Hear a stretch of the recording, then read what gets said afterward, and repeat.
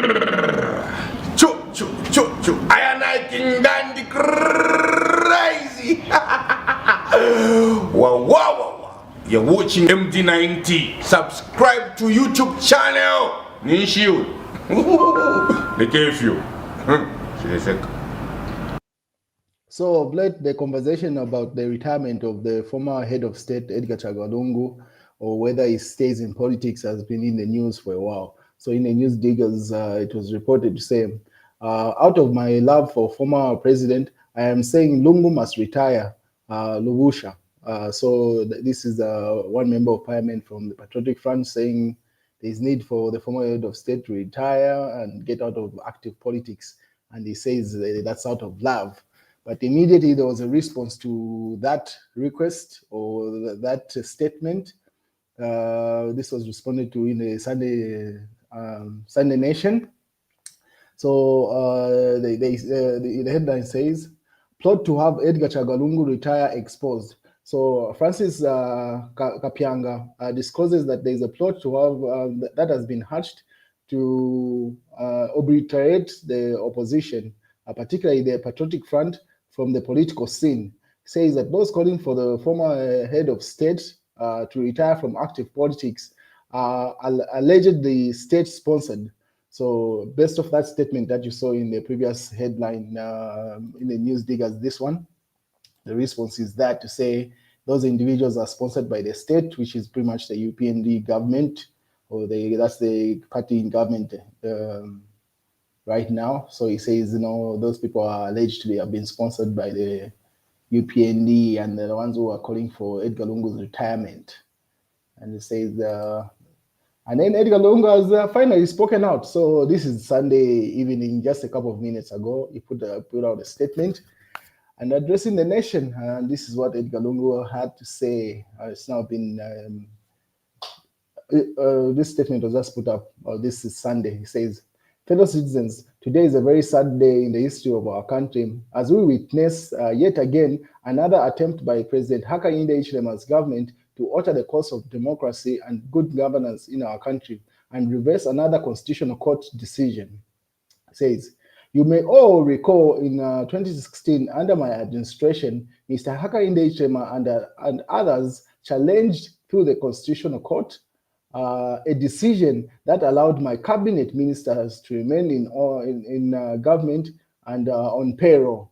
So he's making reference to say Hakainde Hichilema's decision to appeal. It goes further to say on payroll after the dissolution of parliament, their argument was that the current constitution of Zambia requires legislature to relinquish their government positions as cabinet and provincial ministers once parliament is dissolved 3 months before the next presidential and parliamentary elections. In 2020, the Constitutional Court ruled in their favor, and we all complied and respected the decision of and consequences. All members of all ministers in my cabinet were compelled to refund the government all minorities that were received, pretty much money that were received. The court emphasized that the law for ministers to leave government positions after the dissolution of the House is meant to ensure that their political playing field, the political playing field and candidates within the outside parliament and within the National Assembly is leveled, pretty much equal. And today, however, we have sadly read about the Lusaka lawyer challenging the Constitutional Court decision and asking the same court to quench their earlier decision of 2020 on the same matter. From this precedence, the gesture is both shocking and annoying and disappointing for every Zambian because it is another high-profile assault of our judiciary and democracy, of our constitutionalism. Ladies and gentlemen, wake up. He puts that in capital letters. Ladies and gentlemen, wake up and see what has happened. See what happened on the 10th of December 2024 when the newly reconstituted Constitutional Court took away my right to recontest or to contest the 2026 elections is about to reoccur through the Hichilema sponsored proxy.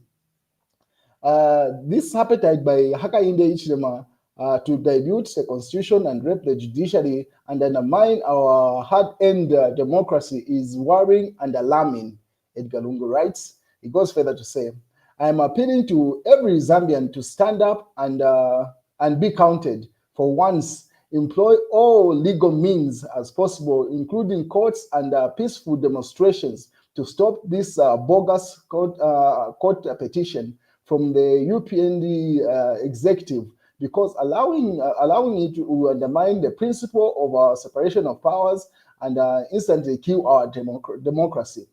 I warned on the 10th of December 2024 that the decision to bar me from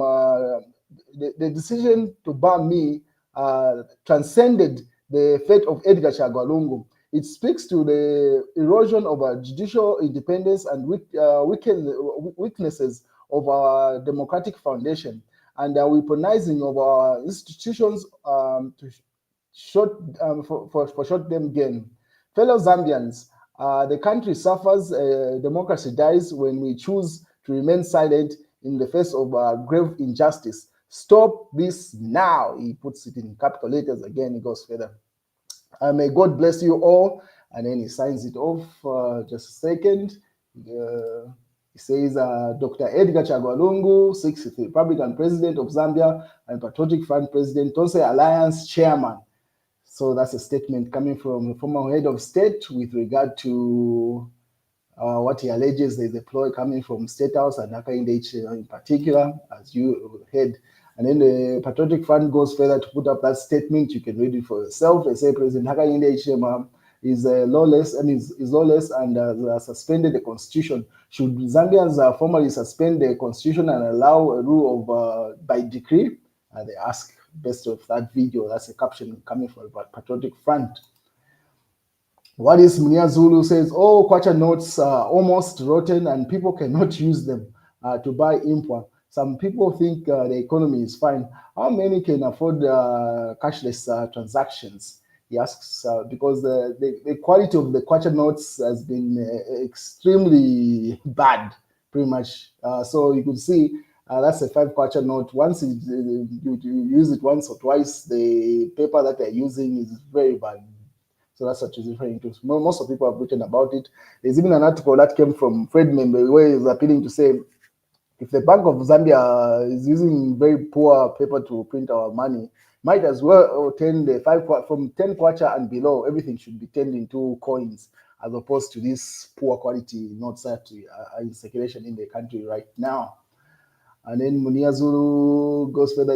As you may be aware, there are by-elections that are coming up in a couple of days. So Bino Mpundu says there's a ploy against him once he goes to Petauke to campaign.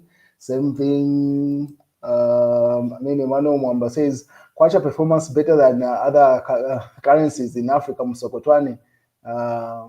Pipe dream. I've always, it's a statement. Sokotwane was saying the kwacha is performing in another currencies in Africa. It's better than other currencies according to him.